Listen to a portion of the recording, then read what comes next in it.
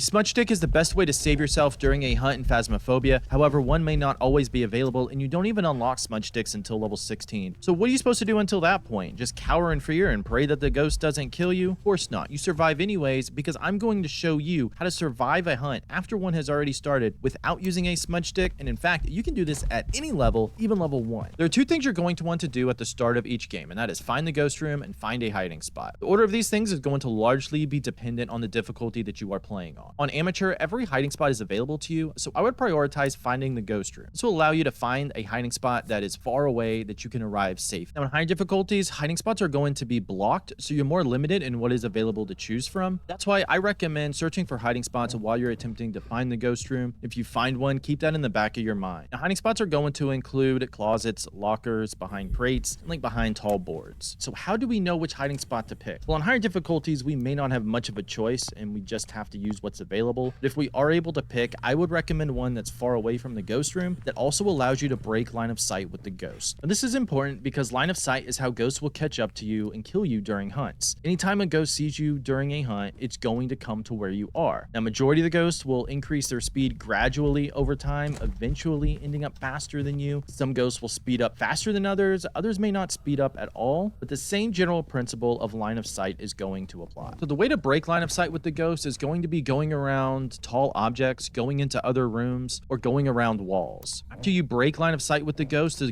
going to search the last known location that it saw you. This is why if you have multiple line of sight breaks, you're going to be much safer overall. Let's go over some examples of what exactly I mean by line of sight during hunts. All right, so we're looking about line of sight breaks. The ghost is in the basement here. So what we're going to be looking for is our hiding spot in the nursery. Reason why I like the nursery, because A, it's one of my favorites, as the mannequin was teleported outside. It's one of my favorites, but B, it's got a lot of line of sight breaks, and I'll show you what I mean here. So when the ghost comes, it's going to see us. As we go here, the ghost can't see us. And then as we turn this corner, it's another line of sight break, and this is another line of sight break. So if the ghost is chasing you, and you're judicious with your sprint, you should be able to get away. And I will show you sort of what I mean. Now, the ghost is a phantom, unless it's a mimic. So it's going to be kind of hard to see because it does stay invisible longer, but I want to give you that representation as well, that we can get away. All right, so here we go. The ghost should be coming up. Now, it's going to see us. Now, it's going to break line of sight there, but it will see us here. But then as we break line of sight, you're going to see we got to this just fine.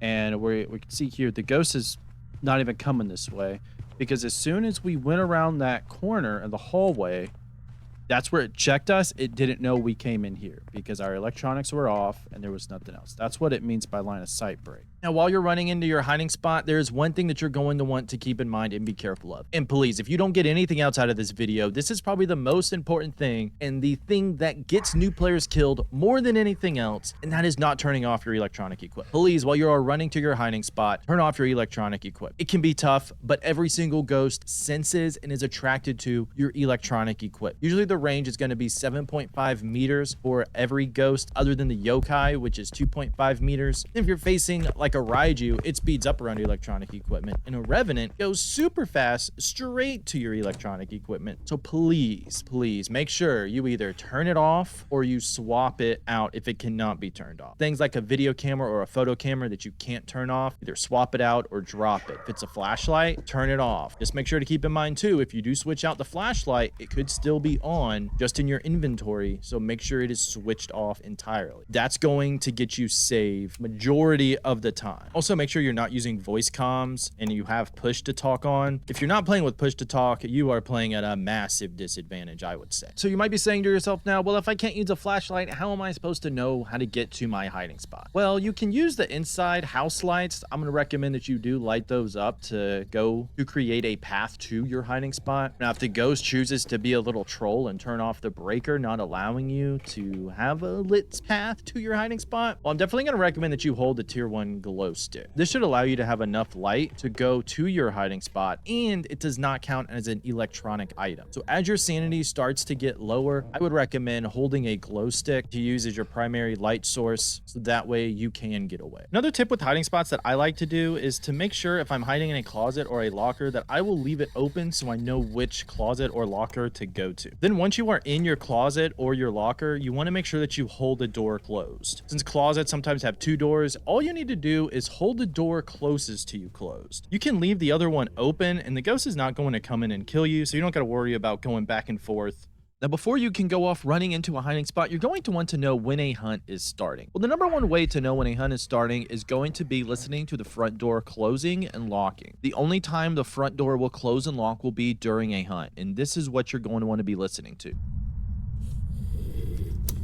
Some of the other signs that a ghost hunt is going to be starting is going to be all electronic equipment is going to malfunction. This means that if it's like a flashlight or a dots pen, it's going to start flashing. Things like the EMF reader and the spirit box are going to start going crazy. You're also going to hear a ghost noise, which is going to be the sound that it makes during the hunt. So this can be like grunting, gurgling, crying, humming, something along those lines. Now, there is a grace period before the ghost spawns that you do have a chance to run to safety. The grace period basically means the ghost is not going to spawn immediately. You're just going to hear the front door lock, you're going to see the equipment malfunction, hear the ghost noise itself, and you have time to run to safety. The time to run to safety is going to be dependent on the difficulty that you are playing on. So it's going to be 5 seconds on amateur, 4 on intermediate, 3 on professional, and 2 on nightmare. Now, if you do trigger a cursed hunt via the cursed items, the grace period is only going to be 1 second on all difficulties. So if you do start seeing the equipment malfunction and then you hear the front door lock, you hear the ghost noise, run to the hiding spot. So since we are talking about running to hiding spots, there is one thing that you have to keep in mind, and that is if you think the ghost may be a Deogen or you already have figured out that it is, you cannot hide from a Deogen. The only way that you can get away from a Deogen is to essentially loop it or just sort of keep walking away from it. This is going to depend on the map that you're on. So for instance, if you're playing like high school or prison or Sunny Meadows, one of the large maps, you're essentially just going to walk around the whole map and just keep on walking because the ghost will never catch up to you. If you're playing on like Tanglewood or Willow, you're gonna want to loop it sort of around the dining room table on Tanglewood or the kitchen island on Willow and Tangle. You can also loop it around couches on other maps like Edgefield, just something to where you will not get stuck behind an object and just keep on sort of walking around. Now, you should largely know if you are going to have a Deogen or not because they do not hunt until 40% sanity. So that's going to be super late in the map. So if you are thinking this is a ghost, just make sure you keep that in mind because if you do hide from it, it will immediately go to you and kill you. You cannot hide from a Deogen. Now, there may be times that you're caught out in the open and the ghost decides to hunt. It may block your route to your hiding spot, or if it's like an early hunting demon that hunts right as soon as you walk in, you may not know where a hiding spot is immediately. So are you screwed in those situations if you can't get to a hiding spot? Well, you very well could be, but here's one thing that I've found that's drastically increased my chances when the ghost hunting has caught me off guard. What I recommend is going into a room and then just closing the door. That's it. You can hide out in the open, or if there is a hiding spot in there, or maybe some piece of furniture, then great. This is really weird because I don't really have much data to back this up or much testing, but after playing this game for almost 1,000 hours, there's been a lot of times that I've been caught out of position and the ghost has started hunting, and I just went into a room and closed the door and hoped for the best and ended up surviving. But definitely it's much safer if there are like multiple doors in the room. Like if you go into a bedroom and it has a bathroom in there and you close the bedroom door and then go into the bathroom and close that door. I don't know why, but it seems like the ghosts are less likely to roam into rooms when they're hunting when the door is already closed. This has worked out for me so much. There's been times I've survived that I probably really shouldn't have, and I'm out in the open. If the ghost roams into the room, then it can easily kill me because I'm not hiding behind anything. So what I recommend is that if the ghost does hunt and you're caught out of position and have nowhere to go, either close the door of the room that you're in, hopefully it's not in the ghost room, or if you're like out in a hallway or an open area, just go into a close room and close the door. Another thing you can do if you're caught out in the open is to hide behind the kitchen islands that are in a lot of the maps like Willow and Tangle, farmhouses. It's really weird, but these break line of sight with the ghost when you're crouching behind it. I don't really know how it works that way. It seems to be one of the few furnitures where it actually does break line of sight doing that. There's been times that the ghost has started hunting and maybe it was super dark and I couldn't get away and I'm just hiding behind the kitchen counter hoping the ghost does not come.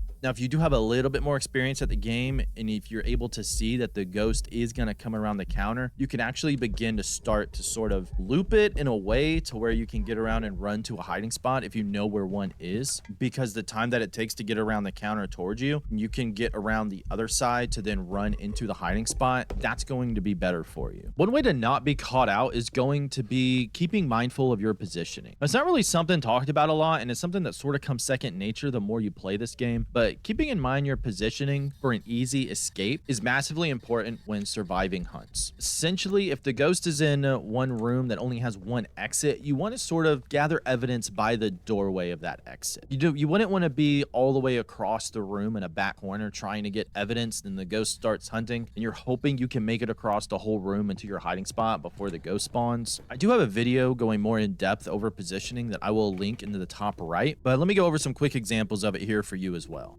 All right, so the ghost is here in the living room. We're setting it up like we're actually going to be hunting. Now, our hiding spot is going to be back here in the back bedroom. So we do have to go down a hallway, but we have a couple corners we can cut. I want this to be my hiding spot over here. So I don't want to position myself towards the living room door because that's going to close. We have dots. So again, you know, it's like we're waiting for everything to sort of happen, try to figure it out. But this is the place that I want to be. I don't want to be anywhere else because my escape avenue is to my back. If my back is towards the front door, like if we're over here, that could be really bad because then we'd have to run through. Again, that's not what we're looking for. We want to be thinking of that and knowing that we have to go back over here. Now we want... Hear that. We heard the front door drop. This is... Looks like it's going to be a Thay. I'm dead, aren't I?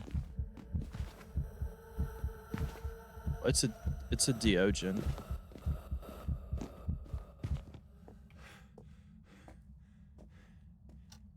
Okay.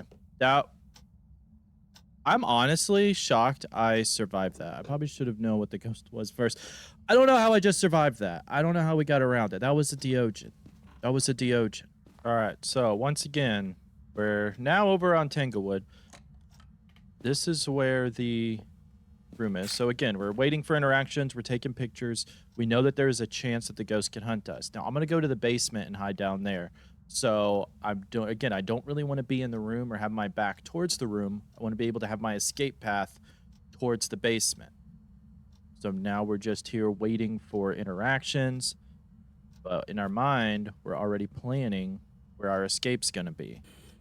All right, there we go. Equipment malfunctioning. Front door closing. Now again, we're turning off our flashlight, dropping our camera, or we're swapping it out because the ghost cannot detect us, and then we're coming down here. Now, if you wanted to, you could set it up to where the light was on in the basement if you were not sure where to go, but that's how you're putting it together. And to sort of go along with positioning, it's going to be mindful when using your sprint. Having your sprint available to get away from the ghost to get to your hiding spot is massively important. I know it's not a great thing to be like, well, I have to walk back into the house or back into the ghost room. Think about it like this. If you did just enter the house and you sprinted over to the ghost room so you could start gathering evidence, and then as soon as you get to the ghost room, the ghost decides that it wants to start hunting you, you're probably going to wish that you had that sprint because that's going to allow you to get away much easier instead of sitting there massively hitting to sprint. Like, come on, let me get away. Just keep in mind, be judicious with your use of the sprint because that can definitely save you in a pinch. Another way to stay alive is going to be lessening your sanity drain. Obviously, higher sanity, less likely the ghost is to hunt. The majority of the ghosts hunt when you're at 50% or less sanity. Now, holding a lit candle can help prevent some sanity drain. It doesn't prevent it completely anymore, but you can still hold it while you're attempting to gather evidence like dots or ghost writing or EMF. What you also want to do is turn on lights around the ghost room. You can keep the lights off in the I'm gonna pause this. You see how BS that is that goes behind that hiding spot? That's supposed to be a hiding spot. He's not supposed to go back there. Back to the video. You can keep the lights off in the ghost room, and then if there is like a hallway or another room right behind where the ghost room is, turn the lights on in that and stand there. Just standing under the lights is going to help prevent sanity drain. There's been a lot of bugs with it recently. They sort of changed the system, so there's no guarantee you're not going to lose any sanity, but hopefully it should at least lessen your sanity drain. And an extra tip for sanity, if you do have like sanity medication or whatever it is they call it now, I would use it earlier than later, especially if you don't have a lot of evidence. I would at least wait till you get 2 pieces of evidence. Keep your sanity high before it hunts. Because if you only have like 1 piece of evidence and the ghost is constantly chain hunting you, that's going to be really annoying to get the rest of it, especially if you're not really good at getting ghost abilities yet. However, now that you can actually survive hunts, it should make identifying the ghost easier by collecting evidence without the risk of hunts. But if you are struggling with gathering evidence, you can click or tap the screen now, as I have a guide going over how to get evidence using all the tier 1 starter items. Thanks for watching, everybody. Happy hunting, and I will see you in the next one.